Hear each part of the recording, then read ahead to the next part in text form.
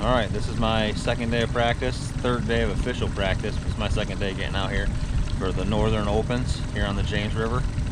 And we're going to stick around here around the Osborne Landing area. So there's some talk about some gas shortages or whatever. So there might be a possibility of more people staying in the river. So I just wanted to spend this half a day playing around here local to see if I can't figure it out. I mean, this is where I normally fish anyways, so I'm just gonna play around with some of my normal stuff, some baits, trying to make a decision on what I want to do for the first day of the tournament, in case my boater does want to come here. So stay tuned, we're gonna have some fun today, and hopefully catch a bunch of fish.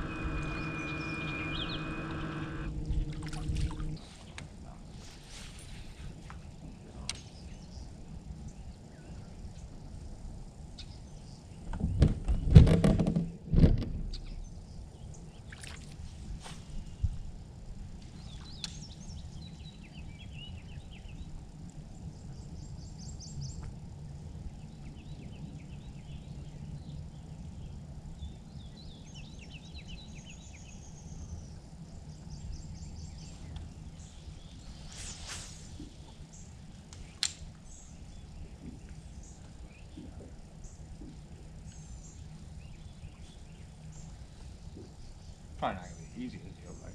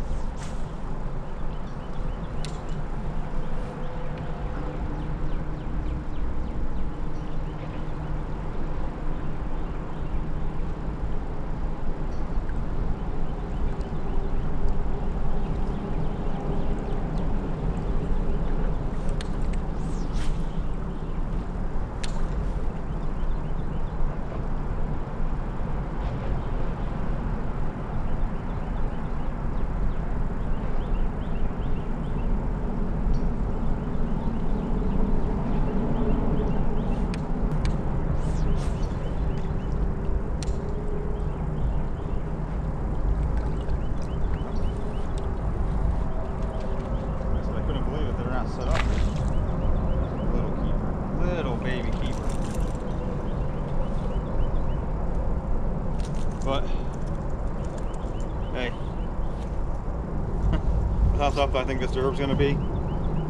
I'll take that one right now. I mean, that's only the first one I put in the boat today. So.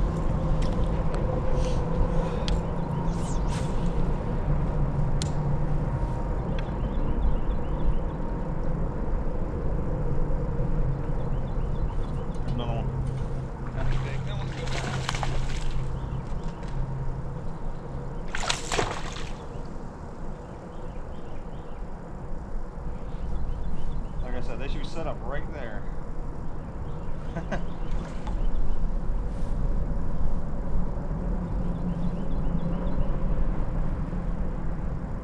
This is more like what I want to get a bunch of and bigger.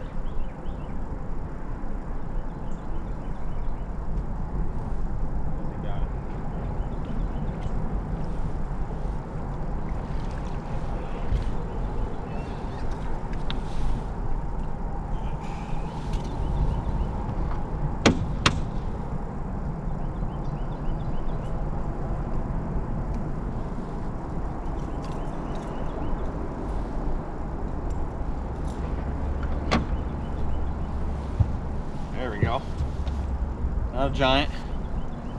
That'll work.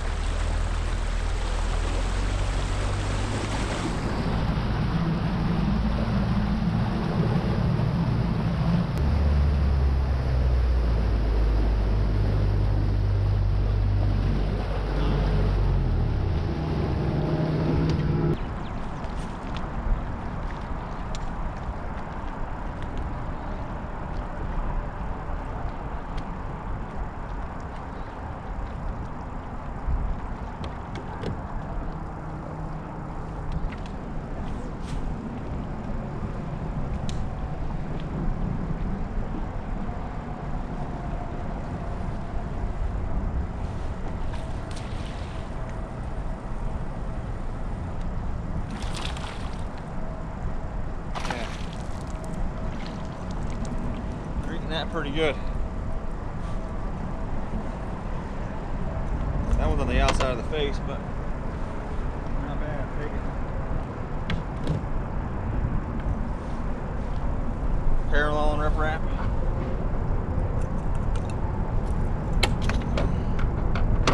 Berkeley frit side. Keeper.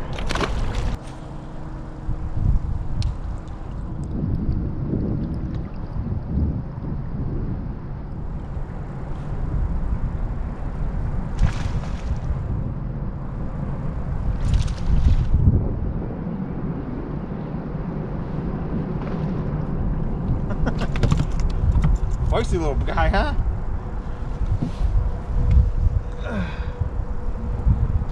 Another one on the first side. Got the front hook. All right.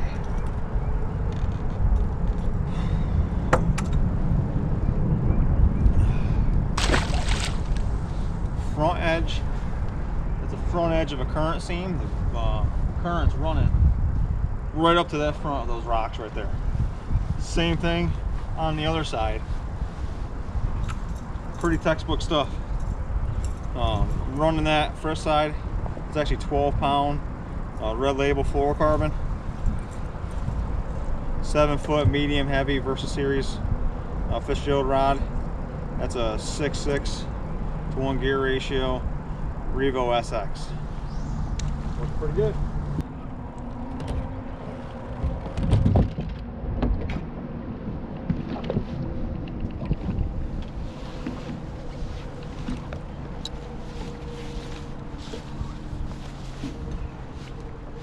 I have my Dave's custom tackle ones too.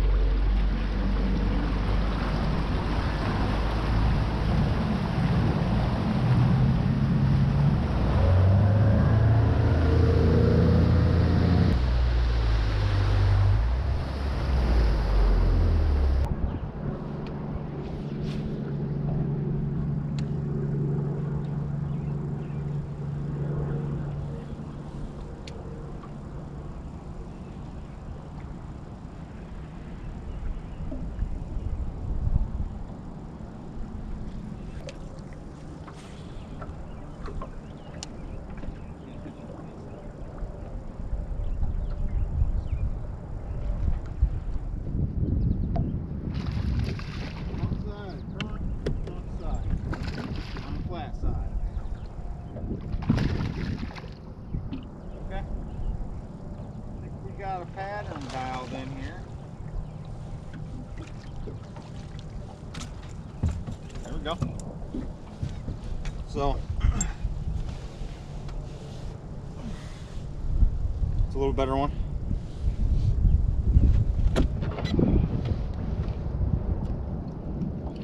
Hit it really, really good.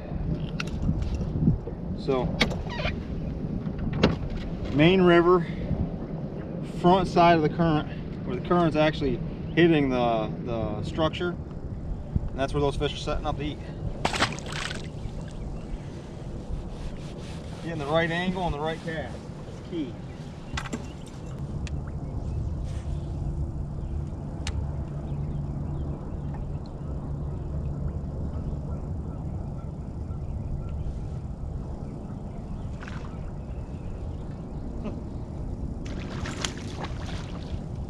Rolled up over a rock.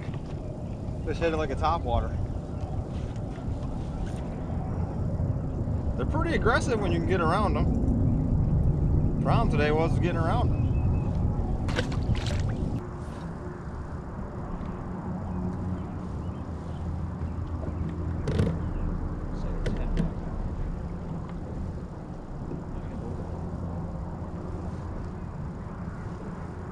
Dropshot.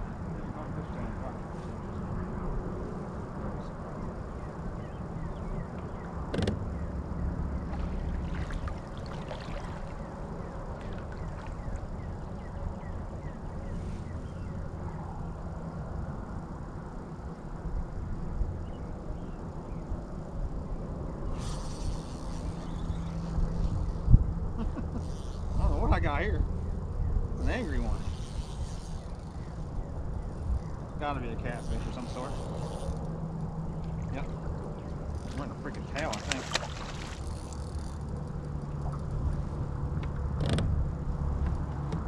Rocks. Oh, he ate it.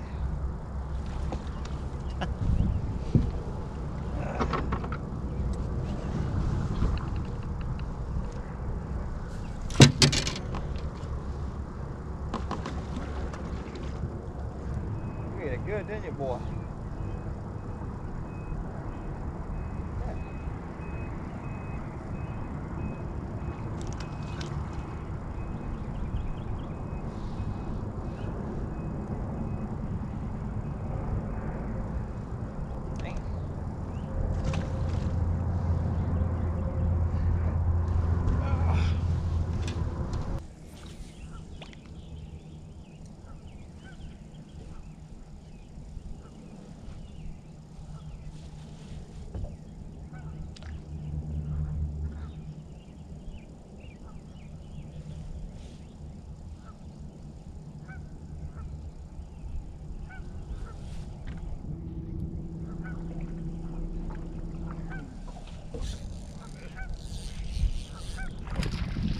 that one? So there's the first bass on a drop shot today.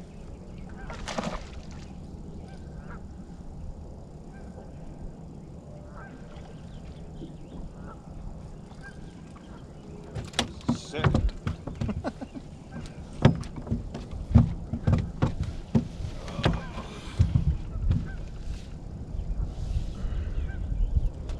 Just a keeper.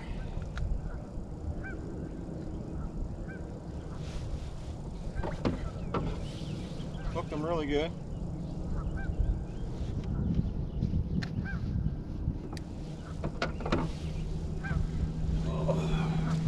Sitting down off that drop off of that wing dam with the rocks.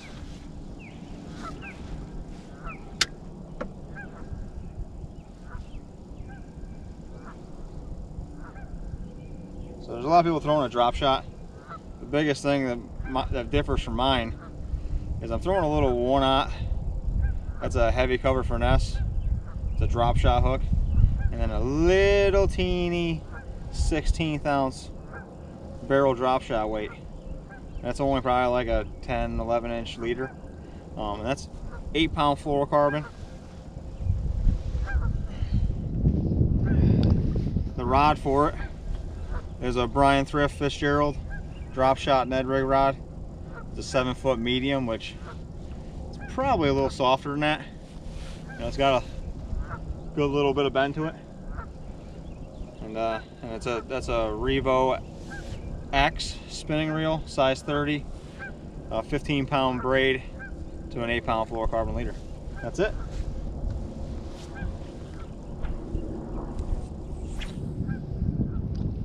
Kind of a go-to for this river for me. And that was actually a 6-inch roboworm margarita mutilator. Again, pretty standard. Coming to fish to James, you gotta have it.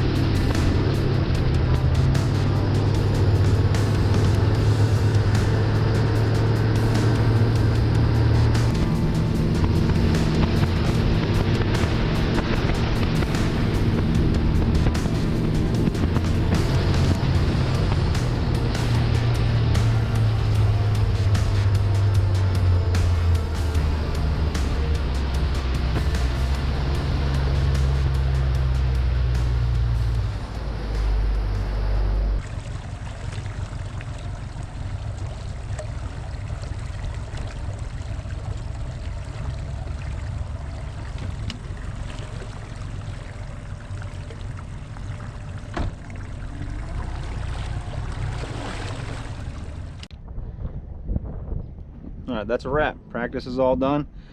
It wasn't that bad, you know. It's like struggled most of the day, most of the morning. You know, I only had till noon. We just got off the water, and you know, I got a handful of bites on a square bill.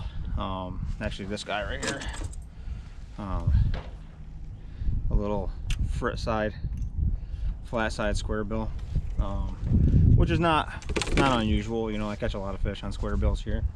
I just usually it's like a 1.5 style black and chartreuse or something like that, which I'll have with me tomorrow. But the water's definitely a lot cleaner, and that's kind of what they wanted. Just trying to make sure this thing doesn't fall over. And then I did get some bites on a drop shot, which again is another one of those deals that's, you know, I'm used to catching them that way. But I mean, we have a situation here to where, like, we're not going to registration. We did it through text. I've already answered back mine, but no questions asked. They're allowing people to kind of get out of this tournament, get a full refund, and go home. So I'm hoping that anybody that does that because of not being able to get fuel. but I got a feeling there's going to be some people that back out of this tournament just because they're not on anything. I mean, for a boater, it's $1,800 back into your pocket. So I can understand why you would do that, but it's going to kind of stink for us non-boaters because there's a possibility that there might not be a boat available for me tomorrow, which kind of stinks. You know, like I said, I feel like I got a leg up on a lot of co-anglers here. I fish here a lot, and you know, between the day one practice, going to the chick and catching them on a frog and doing pretty well there, and then, you know, kind of figuring out what pads they're on and some of the little details that if a boater brings me to that kind of stuff, I'll know what to do. And then here in the river, you know, today was definitely useful. You know, going out there, making some color changes, not catching them on like the exact baits I usually catch them on. Very similar type of spots. A lot of those fish are mostly on rock, but getting some bites and feeling like if my boater brings me around that kind of stuff tomorrow or even on Friday, you know, I got a chance to get some bites and put some fish in the boat and have a fairly good tournament. You know, that's what the goal is here, is to have 2 solid days, and have an opportunity. You know, that's all I ask for, is have a nice opportunity. But so from here, you'll be on a chesty and it'll be tournament action. So wish me luck. Thanks a lot.